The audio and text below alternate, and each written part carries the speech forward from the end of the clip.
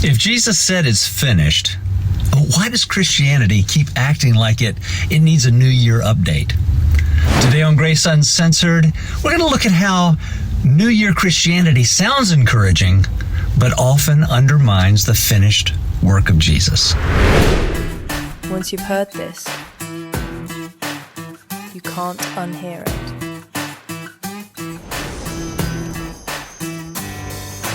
Christianity was never meant to be about striving, guilt, or religious pressure. It's about grace, real, unfiltered, life-changing grace. Welcome to Grace Uncensored, the podcast where we clear away the noise, break free from legalism, and rediscover the freedom, joy, and rest found in Jesus Christ. If you're ready to stop chasing approval and start living in the truth of the gospel, you're in the right place.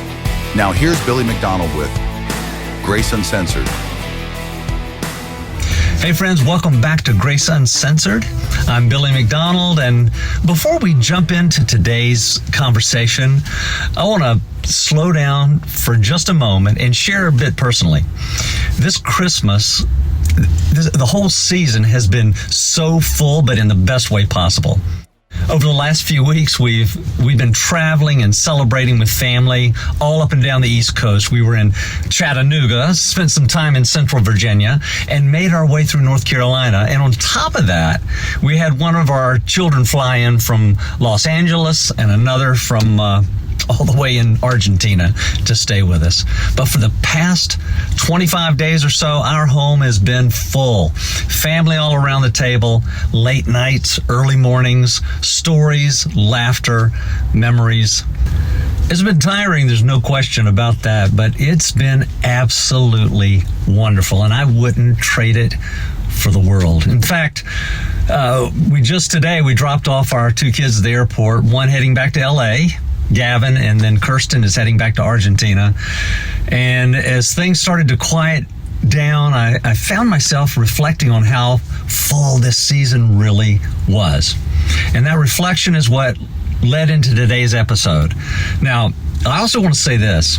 In the last podcast, I mentioned that we were going to dive into 1 John chapter 1, especially verses 7, 8, 9 in that area. And we're going to do that. But as the new year rolled in, I felt like it was important to pause for a moment and talk about something many of us are already feeling: the pressure, the language, and the double talk that tends to show up in January. So if you were waiting for the 1 John conversation, thank you for your patience. Sorry for the brief delay. We're absolutely going to get to it next week. But right now, honestly, today is a conversation that sets the table for that one. So, because January has a way of exposing something, it's the month when we say one thing and quietly communicate another. We say, God loves you right where you are. Then January sermons we hear, now let's talk about everything that needs to change. We say, you're finally forgiven. Then the New Year language says, let's see how you do this year. We say you're a new creation. Then we imply this might finally be the year you become everything Jesus wants you to become. We say it's finished, but every January feels like a spiritual restart button. And that's just Christian double talk. And it sounds encouraging, but what people actually feel is just more pressure, which is why January hits so stinking hard. If grace is really real, why do believers feel more anxious in January than in any other month? Why are people who are told they're seated with Christ suddenly feel like they're back at square one? Because religion loves fresh starts. Grace doesn't. Grace says the start already happened, and it happened back at the cross. That's why Titus 2 never says grace motivates us with fear, urgency, or spiritual deadlines. It says grace reshapes the way we think from identity, not from insecurity. Pressure changes behavior for a moment. Grace changes people from the inside out. And what makes these conversations powerful is that they're not happening in just one place Wow, we've got people listening and watching from all over the country: Texas, California, Florida, the Carolinas, the Midwest, the Northeast, and from Canada to Australia to the UK, South Africa, all across Europe. Man, I'm blown away by it. It's just amazing. All different backgrounds, different church stories, but the same realization. Something about this New Year message doesn't sound like grace. If you felt that tension, you're not alone. And if you're listening right now and you're unsure about your relationship with Jesus, or you've believed but never really heard the gospel without all the conditions, I want to invite you to head over to youtube.com/@GraceUncensored777. There's a short, simple video there that explains what the gospel actually is and why it changes everything. No hype, no pressure, and absolutely no double talk. Just truth. So as the new year begins, hear this clearly. You're not God's New Year project. You're not His improvement plan.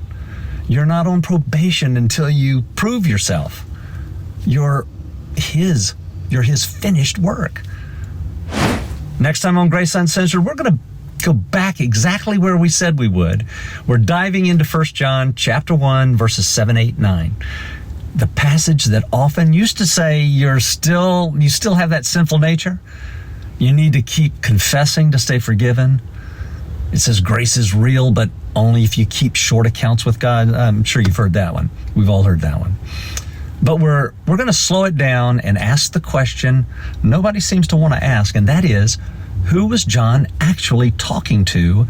And why do these verses so often get taught in a way that seems to contradict the finished work of Jesus? If 1 John chapter 1 has ever confused you, pressured you, or made you question your standing with God, you don't want to miss it. This is Grace Uncensored, where we stop the double talk and let grace speak plainly. See you next time. You've been listening to Grace Uncensored, where it's not about religion, it's all about real, uncensored grace. If this episode hit home, share it with a friend and make sure to subscribe so you never miss what's next. Do you have questions or feedback? Drop us a note at billymcdonald@graceuncensored.org. That's billymcdonald@graceuncensored.org. We'd love to hear from you. This is Grace Uncensored, where grace isn't earned. It's already yours. We'll see you next time.